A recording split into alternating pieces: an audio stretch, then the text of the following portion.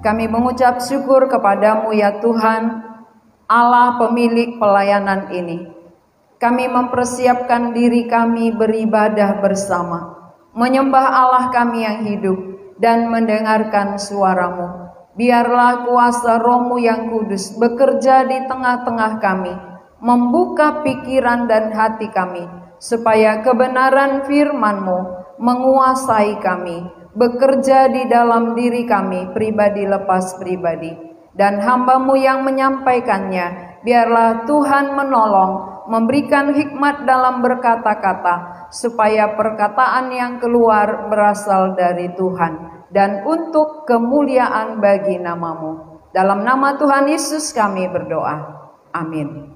Jemaat dipersilakan duduk kembali. Mari kita membaca dari Injil Markus pasal 9. Markus pasal 9 ayat 14 sampai 29.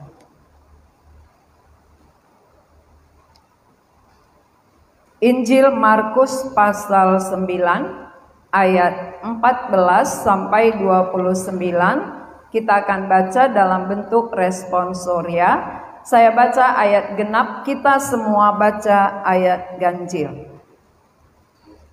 Ketika Yesus, Petrus, Yakobus, dan Yohanes kembali pada murid-murid lain, mereka melihat orang banyak merumuni murid-murid itu, dan beberapa ahli Taurat sedang mempersoalkan sesuatu dengan mereka.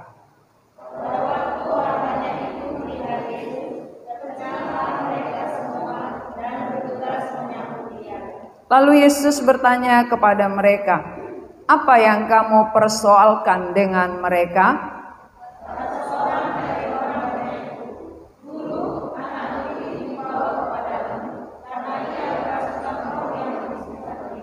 Dan setiap kali roh itu menyerang dia, roh itu membantingkannya ke tanah.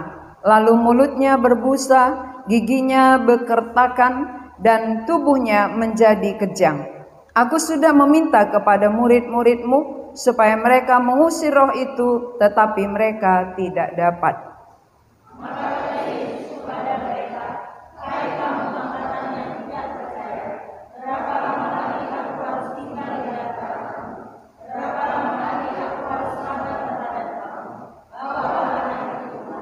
Lalu mereka membawanya kepadanya. Waktu roh itu melihat Yesus, anak itu segera digoncang-goncangnya, dan anak itu terpelanting ke tanah dan terguling-guling, sedang mulutnya berbusa.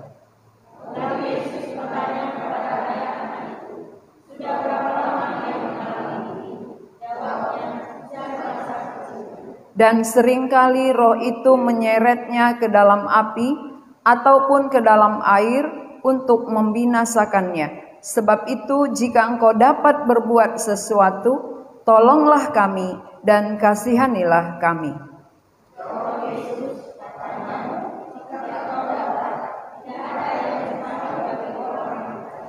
Segera ayah anak itu berteriak, "Aku percaya, tolonglah aku yang tidak percaya ini."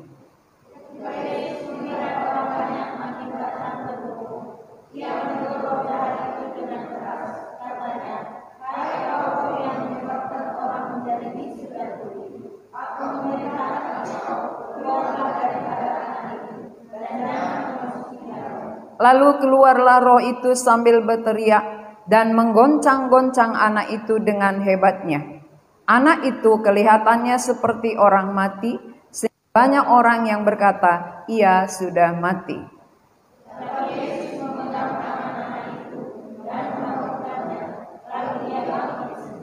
Ketika Yesus sudah di rumah dan murid-muridnya sendirian dengan dia, bertanyalah mereka, "Mengapa kami tidak dapat mengusir roh itu?"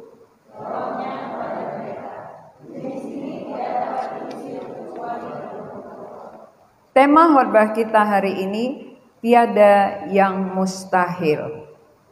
Sering sekali orang mengira bahwa tiada yang mustahil itu adalah hal-hal yang sesuai dengan keinginan hatinya. Apa yang dia inginkan, apa yang dia harapkan itu tidak akan mustahil, itu pasti terjadi. Tetapi apakah maksud daripada tiada yang mustahil? Tiada yang mustahil bagi Tuhan dalam hal apa? Ya. Apa yang tiada mustahil? Ini terjadi ketika Yesus turun dari bukit kemuliaan. Ketika dia dipermuliakan dan berdiri Musa dan Elia di sebelah kanan dan kirinya, dan ketika mereka kembali turun, rupanya 9 murid yang lain berusaha untuk mengusir setan dari seorang anak, tetapi mereka tidak bisa. 9 murid tinggal di bawah dan mereka berusaha untuk mengusir setan, tetapi mereka tidak bisa mengusirnya. Saudara-saudara, kita harus tahu banyak orang tidak yakin akan kuasa iblis. Banyak orang merasa bahwa itu tidak ada. Padahal pada faktanya, pada kenyataannya terjadi di tengah-tengah bumi ini banyak sekali orang yang dirasuk. Banyak sekali manusia yang dikuasai setan, dikuasai iblis. Kerasukan-kerasukan itu membuktikan bahwa setan benar ada. Jadi siapa yang bilang setan tidak ada, dia kena tipu. Sebenarnya setan menipu kita. Kalau kita tidak percaya ada setan, orang yang nggak percaya bahwa setan ada, dia akan ditipu. Tapi kalau kita tahu setan ada dan setan itu punya kuasa untuk merasuk manusia, maka kita mencari pertolongan. Kita akan mencari pertolongan siapa yang mampu melepaskan kita dari kuasa iblis. Tapi orang yang tidak tahu ada setan, ada kuasanya bekerja, maka dia merasa aman-aman saja, santai saja. Tidak mengerti ada kuasa yang mempengaruhi kehidupannya. Kita tahu bahwa sejak zaman dulu sampai kepada zaman kita sekarang sama. Tidak ada bedanya. Zaman dulu ada Allah berkuasa. Zaman dulu ada iblis. Ya. Zaman sekarang juga Allah yang sama. Zaman ini juga ada iblis. Iblisnya itu dari zaman ke zaman bekerja. Tuhan juga dari zaman ke zaman sama. Allah tetap sama. Baik kemarin, hari ini, dan sampai selamanya dia tidak berubah. Walaupun Tuhan Yesus pernah datang ke bumi dan sudah naik ke sorga, tapi kuasanya tidak berubah. Kuasa Yesus tetap sama. Sebelum dia datang ke bumi pada zaman perjanjian lama, dia berkuasa. Sesudah dia ada di bumi, dia berkuasa. Sesudah dia naik ke sorga, tetap kuasa yang sama bekerja di tengah-tengah bumi ini. Jadi saudara-saudara, kita berada di tengah dua kekuasaan. Satu kekuasaan Allah yang maha tinggi, satu kekuasaan iblis. Orang yang belum memiliki Allah yang maha kuasa, yang maha tinggi di dalam hidupnya, dia masih dikuasai oleh iblis. Masih dikendalikan, ya.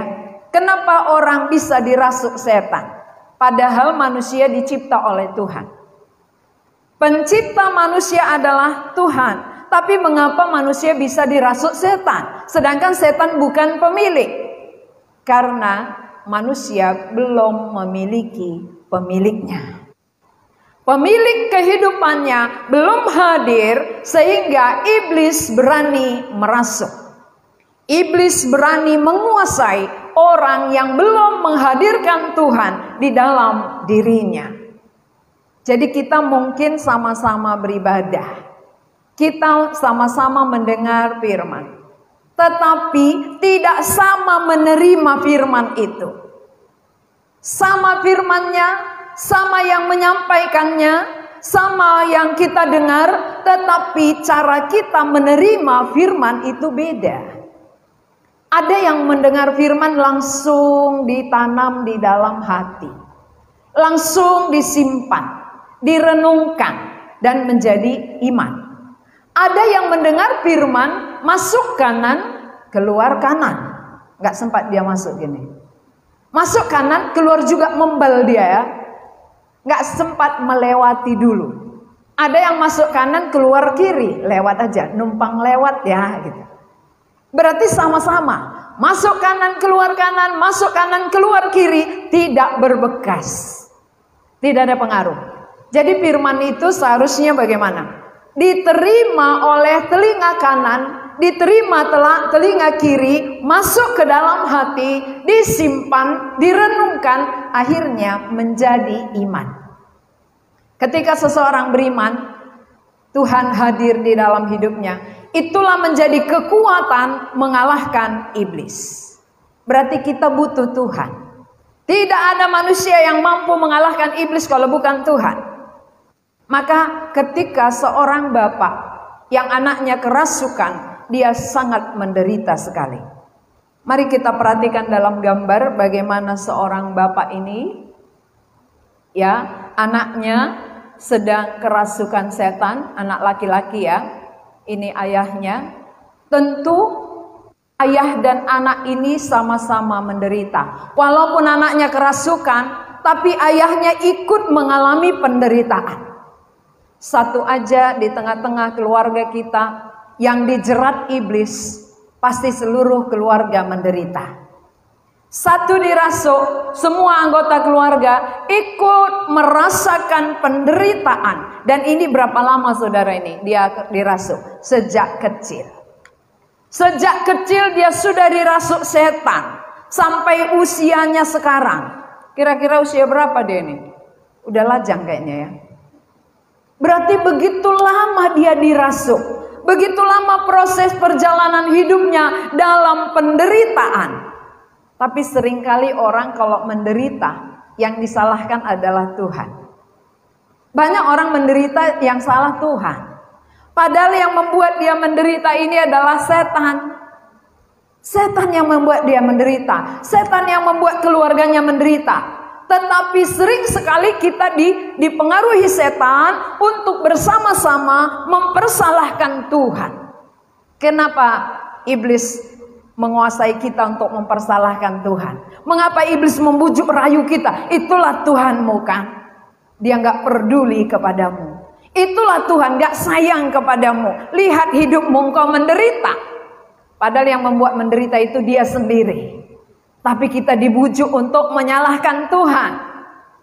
Kalau kita menyalahkan Tuhan, siapa yang bisa menolong kita? Tujuannya agar kita menyalahkan Tuhan, tidak ada pertolongan lagi. Karena setan gak mungkin menolong. Siapa yang dikuasai setan, siapa yang menderita oleh karena setan, lalu salahkan Tuhan, tidak akan ada pertolongan lagi. Ketika Tuhan jauh ya, kita menjauhkan diri dari Tuhan, kita akan semakin ditekan oleh setan. Walaupun kita merasa kita beruntung, kita merasa puas. Oh, aku mempersalahkan Tuhan, aku puas karena hidupku tidak seperti orang lain. Ternyata kerugian besar. Kerugian besar terjadi pada kita ketika kita mempersalahkan Tuhan. Karena siapa yang bisa menolong saudara kalau bukan Tuhan?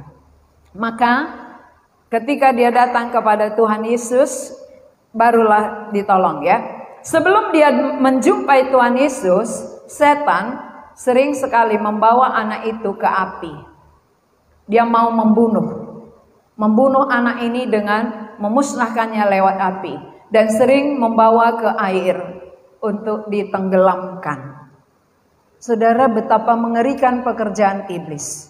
Membawa ke api supaya terbakar dan mati binasa. Membawa ke air tenggelam mati binasa. Maka Yohanes 10 ayat 10 berkata apa? Pencuri datang hanya untuk mencuri, membunuh, dan membinasakan. Berarti pekerjaan iblis adalah membunuh. Membunuh dengan cara ini. Anak ini ingin dibinasakan oleh setan dengan api dan air. Saudara sering mau dibinasakan dengan apa? Ketika kita mempersalahkan Tuhan, ketika kita putus asa, kita ambil pisau, potong urat nadi, ya. Ini namanya membunuh. Putus urat nadinya, mati. Itu membunuh. Yang mengerjakan siapa? Tangan kita. Tetapi yang membujuk rayu kita siapa? Iblis. Iblis katakan, engkau tidak berguna lagi. Tidak ada yang peduli kepadamu, tidak ada yang menolong engkau, lebih baik kau mati saja. Akhirnya kita yang mematikan diri kita. Karena iblis adalah bapa segala pendusta. Iblis adalah pembunuh manusia sejak mulanya. Siapa pertama sekali dibunuh oleh iblis? Nenek moyang kita, Adam dan Hawa. Dia membunuh mereka. Tuhan katakan jangan makan buah ini. Kalau engkau makan mati. Tetapi iblis katakan apa? Sekali-kali kamu tidak akan mati. Ambil makan aja. Waktu dia makan, apa terjadi? Mati. Mereka mati loh. Mati bukan mati jasmaninya langsung ya. Tapi mati pertama adalah rohani mereka. Putus hubungan dengan Allah. Langsung jadi saat itu juga. Pada saat engkau makan, engkau pasti mati. Firman Tuhan jadi. Jadi iblis itu pembunuh manusia sejak semula sudah terbukti. Kalau sudah terbukti dia membunuh manusia, membunuh nenek moyang kita. Sampai zaman sekarang pun pekerjaannya selalu membunuh. Dia pencuri, dia pembunuh, dia pembinasa. Dia ingin membinasakan anak ini. Dengan mati seperti ini tentu tidak ada pertobatan lagi. Kalau tadi anak ini sempat mati sebelum datang kepada Yesus, maka anak itu akan binasa. Saudara-saudara, banyak sekali zaman ini yang mau dibinasakan oleh iblis. Kita mungkin salah satu ya. Kita mungkin salah satu yang mau dibunuh, yang mau dibinasakan oleh setan. Sehingga kita dibujuk rayu, mempersalahkan Tuhan, supaya Tuhan tidak bisa menolong kita. Kalau Tuhan tidak menolong, siapa yang menolong? Tidak ada. Maka perhatikan orang berdosa. Perhatikan orang yang punya masalah, punya pergumulan. Pasti yang dituduh itu adalah Tuhan. Yang dipersalahkan itu Tuhan. Itu namanya dibutakan. Setan membuat manusia menderita, yang disalahkan Tuhan. Mungkin saudara pun sudah berbuat seperti itu. Kita sudah pernah mempersalahkan Tuhan. Mengapa Tuhan hidup keluargaku begini? Mengapa Tuhan kami tidak seperti orang itu? Mengapa kami susah menderita, punya pergumulan banyak? Mengapa? Itu berarti yang salah siapa? Tuhan. Kalau ada kata mengapa, kenapa, kok begitu, itu Tuhan yang salah.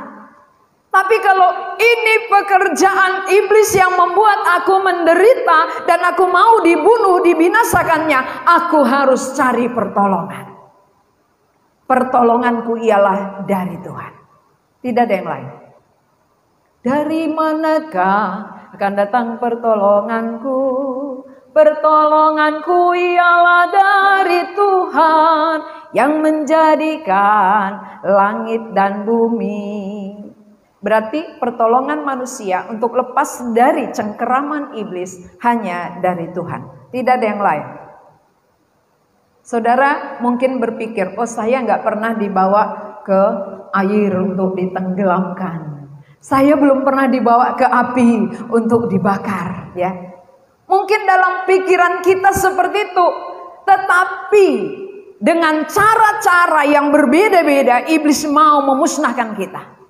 Banyak cara iblis mau membunuh kita, membinasakan kita. Kita harus tahu. Dia akan ikuti dari mana kita lemah. Dari mana kita lemah, pasti dari situ kita akan dipengaruhi. Dari situ kita akan dibuatnya jatuh. Dari situ kita akan dibuatnya mengikuti dia. Dan waktu kita mempersalahkan Tuhan, berarti kita semakin mengikuti dia. Siapa yang pernah salahkan Tuhan hari ini, sadarilah. Sadarlah. Dan bertobatlah. Tidak ada pernah Allah mau merencanakan ya penderitaan bagi anak-anaknya, nggak pernah. Bagi ciptaannya, kita semua ciptaan Tuhan.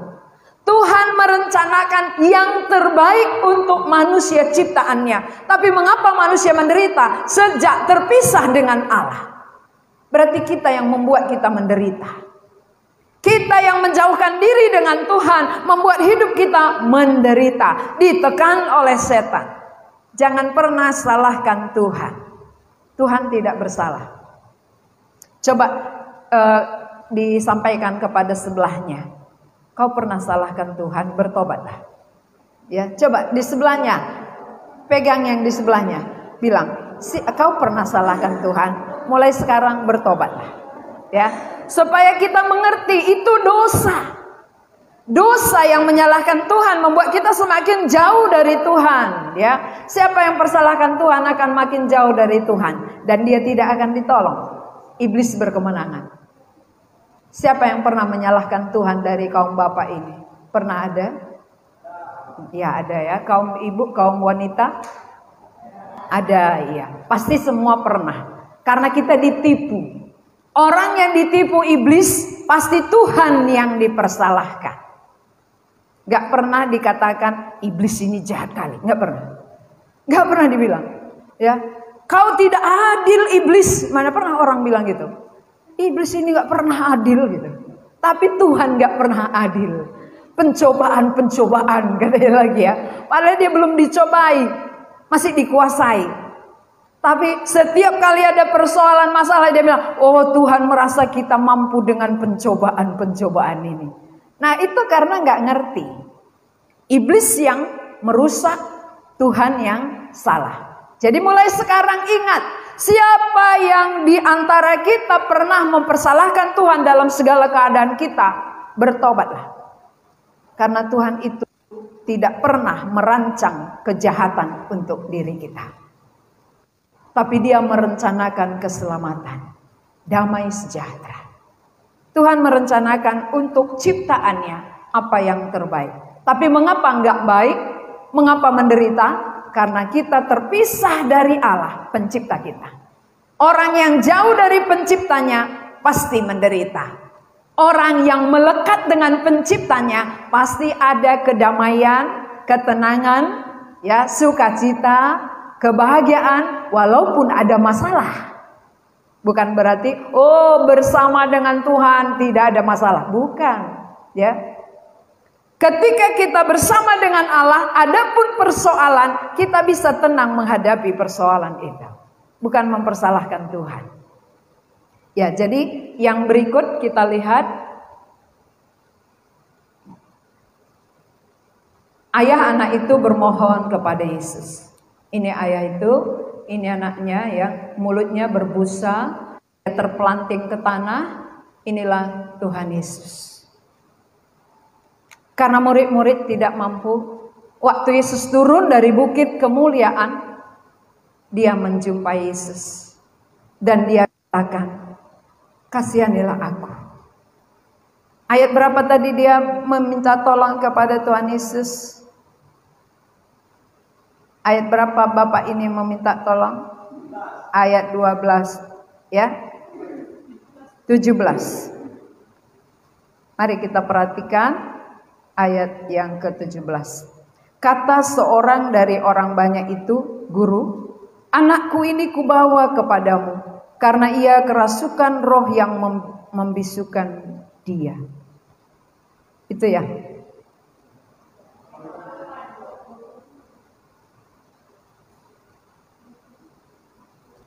Ayat 18 saya baca. Dan setiap kali roh itu menyerang dia, roh itu membantingkannya ke tanah. Lalu mulutnya berbusa, giginya bekertakan, dan tubuhnya menjadi kejang. Aku sudah meminta kepada murid-muridmu supaya mereka mengusir roh itu, tetapi mereka tidak dapat. Maka kata Yesus kepada mereka, hai kamu angkatan yang tidak percaya, berapa lama lagi aku harus tinggal di antara kamu? Berapa lama lagi aku harus sabar terhadap kamu? Bawalah anak itu kemari. Lalu mereka membawanya kepadanya. waktu roh itu melihat Yesus, anak itu segera digoncang-goncangnya, dan anak itu terpelanting ke tanah dan terguling-guling sedang mulutnya berbusa. Mengapa dia bisa terpelanting lalu mulutnya berbusa? Itu karena kuasa iblis bekerja. Iblis waktu melihat Yesus itu ketakutan. Dia langsung ketakutan. Karena Yesus ini jauh lebih berkuasa. Itu satu-satunya yang ditakutkan oleh setan. Sehingga dia membuat anak ini terpelanting. Bayangkan kalau anak terpelanting ke tanah, terguling-guling, mulut berbusa. Ini penderitaan sekali. Disiksa. Kenapa? Ini terakhir. Aku akan keluar. Aku akan siksa kamu sebelum aku melepaskan engkau. Karena Tuhan Yesus sudah datang. Aku tidak berani melawan dia. Hanya dia yang aku takutkan. Sehingga sekarang ketika aku mau lepas daripadamu, aku kuasai. Aku sakiti kamu. Terakhir. Saudara-saudara yang dikasihi Tuhan. Waktu setan keluar, anak itu seperti mati. Kenapa dia seperti mati? Karena ketika setan merasuk dia, tubuhnya ini semua dipakai. Tubuhnya ini dikuasai, seolah-olah tubuhnya ini kuat. Padahal kekuatan iblis itu yang bekerja. Kekuatan iblis itu memakai tubuhnya, membuat ketika setannya keluar, tubuh yang tadi digoncang-goncang, dibanting-banting, menjadi lemah. Lemas tak berdaya dan seperti mati. Saya pernah melayani seorang yang kerasukan setan demikian. Waktu dia dirasuk itu kayaknya tenaganya luar biasa. Apapun bisa diangkat. Apapun bisa dibanting. Tapi ketika setan keluar, dia loyo begitu. Dia lemas. Tidak bertenaga. Berarti sebenarnya tubuh kita ini lemah. Tetapi mengapa tiba-tiba kuat? Karena setan itu yang memakai tubuhnya. Setan membanting-banting dia. Menggoncang-goncang. Dan akhirnya dia keluar. Orang yang melihat itu menganggap bahwa anak ini sudah mati. Tapi ternyata tidak. Anak itu tidak mati, hanya lemas sekali. Dan Yesus benar-benar menolong anak itu.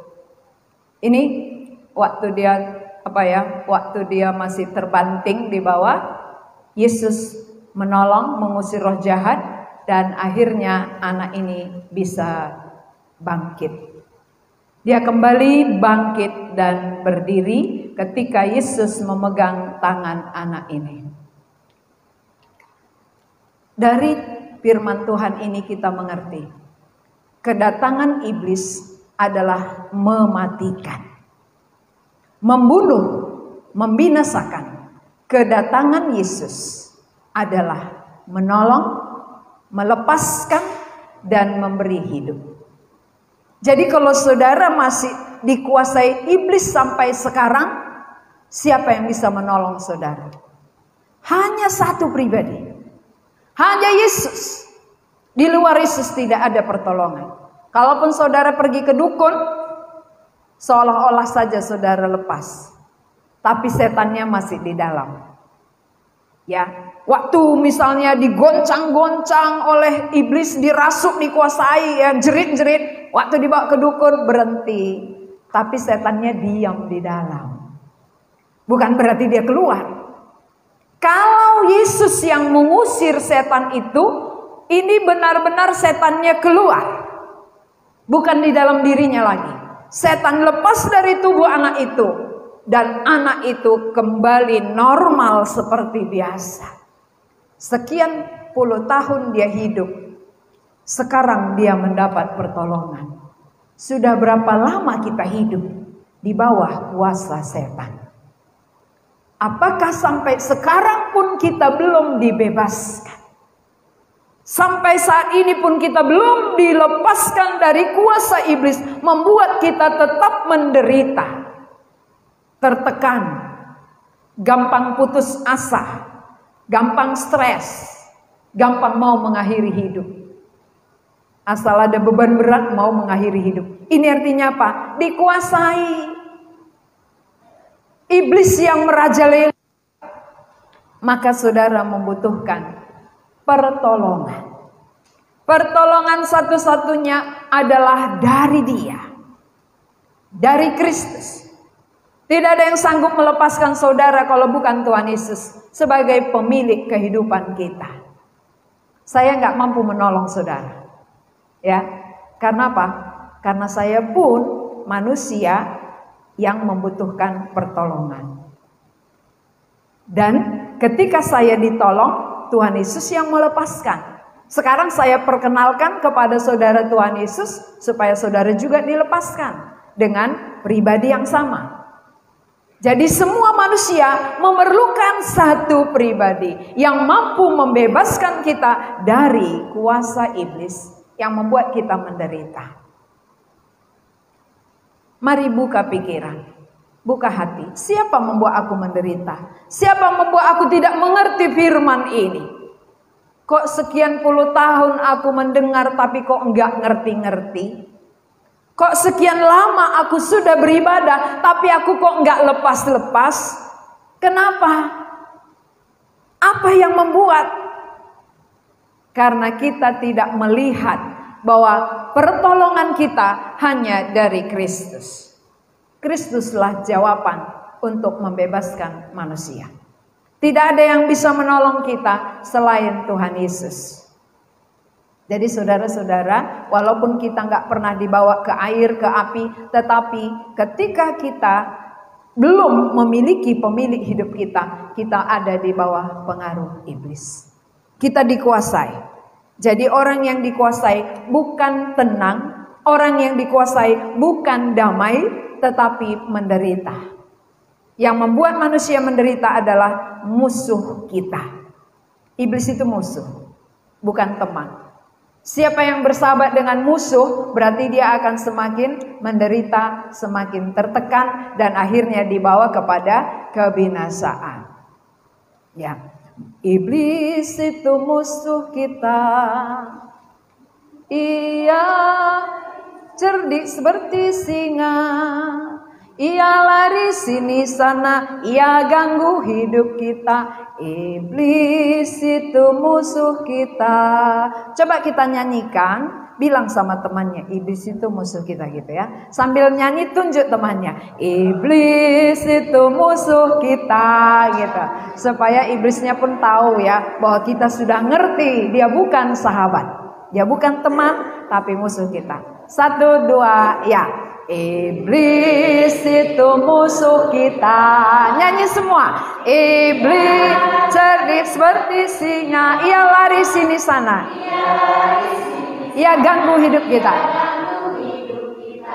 Iblis itu musuh kita. Iblis musuh saya. Iblis itu musuh saya. Ia cerdik seperti singa. Ia lari sini sana. Ia ganggu hidup saya. Iblis itu musuh saya. Nah, sekarang saya lihat ada beberapa orang waktu kita nyanyi-nyanyi dia gini.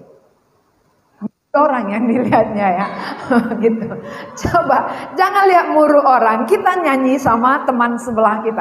Kan masing-masing ada temannya ya. Katakan, iblis itu musuh kita, lihat temannya. Kalau musuh saya baru sendiri ya. Ketika nyanyi musuh kita, lihat temannya. Musuh kita dulu baru musuh saya. Iblis itu musuh kita. 2, 3 ya. Iblis itu musuh kita. Ia lari sini sana. Ia ganggu hidup kita. Ia ganggu hidup kita. Iblis itu musuh kita. Iblis musuh saya. Iblis itu musuh saya. Ia cerdik seperti singa. Ia lari sini sana. Ia ganggu hidup saya. Iblis itu musuh saya. Jadi kalau yang nggak nyanyi dalam hatinya, iblis itu teman saya. Ya, maka dia nggak mau nyanyi iblis musuh saya ya. Jadi iblisnya aman-aman aja dia, merasa santai iblisnya ya. Oh ini dia nggak nyanyi, ini masih teman ini. Pulang nanti masih sama gitu ya. Kalau kita katakan iblis musuh saya, kan kita nggak mau lagi mendengarkan dia. Iblis musuh kita, kita nggak mau lagi bersahabat dengan dia. Pasti semua tipuannya kita tahu. Kita akan mendengarkan suara Tuhan kita ya. Lagu yang berikut, Yesus Juru Selamat kita. Apa? Yesus Juru Selamat kita, Dia mati di Golgota, Dia Yesus Juru Selamat kita. Ada yang tahu? Coba yang tahu kuat suaranya ya, biar yang lain ngikutin. Yesus Juru Selamat kita, Dia mati di Golgota, dengan darahnya yang kudus, Dia tebus hidup kita. Gitu ya, itu kata-katanya. Kita nyanyikan, Yesus Juru Selamat kita. Jangan nanti iblis saja yang kita ingat, tapi Juru Selamatnya nggak kita ingat ya. Yesus Juru Selamat kita, 2, 3 ya. Yesus Juru Selamat kita, Dia mati. Dia mati di Golgota, dengan darahnya yang kudus, Ia tebus hidup kita. Yesus Juru Selamat kita, Juru Selamat saya. Yesus Juru Selamat saya, Dia mati. Dia mati di Golgota, dengan darahnya yang kudus, Ia tebus dosa kita. Yesus Juru Selamat saya. Sekarang yang bernyanyi, yang belum nyanyi ya. Silakan yang belum bernyanyi, yang bernyanyi, supaya kita meresapi lagunya ya. Siapa yang belum bernyanyi silakan nyanyi ya, supaya pulang nanti ada berkatnya. Ada yang belum nyanyi sebelah sini? Ada? Oh sini nyanyi semua. Ada yang belum nyanyi sini? Oh di sini juga nyanyi semua ya. Coba saya lihat mulutnya sekali lagi ya. Kalau memang benar dia nyanyi semua, saya akan perhatikan mulutnya. Yesus Juru Selamat kita, baru Yesus Juru Selamat saya. 2, 3 ya. Yesus Juru Selamat kita, Dia mati. Dia mati di Golgota, dengan darahnya yang kudus, Ia tebus dosa kita. Yesus Juru Selamat kita, Juru Selamat saya. Yesus Juru Selamat saya, Dia mati di Golgota, dengan darahnya yang kudus, Ia tebus dosa saya. Yesus Juru Selamat saya. Ya berarti Yesus itu Juru Selamat kita, iblis itu musuh kita. Jadi pulang dari tempat ini ingat, ada musuh, ada penyelamat. Berarti yang saya dengarkan adalah penyelamat, bukan musuh. Kalau musuh akan membuat saya menderita, tertekan, dan akan dibinasakan. Tapi kalau penyelamat, dia akan menolong, melepaskan dari kuasa iblis, dan memberikan keselamatan jiwa kita. Mari kita berdoa. Tuhan, kami bersyukur untuk firman-Mu. Biarlah Engkau yang meneruskan bekerja di dalam diri kami, supaya kami menyadari bahwa musuh kami iblis akan gencar bekerja di dalam diri kami untuk membuat kami tertekan, menderita, dan mempersalahkan Tuhan. Tetapi Engkau datang untuk membebaskan kami, melepaskan kami dari kuasa iblis, dan untuk menyelamatkan jiwa kami. Berkatilah firman yang sudah diperdengarkan, supaya kami terima dan kami simpan di dalam hati kami, bekerja menjadi iman yang akan membebaskan kami. Dalam nama Tuhan Yesus kami berdoa. Amin.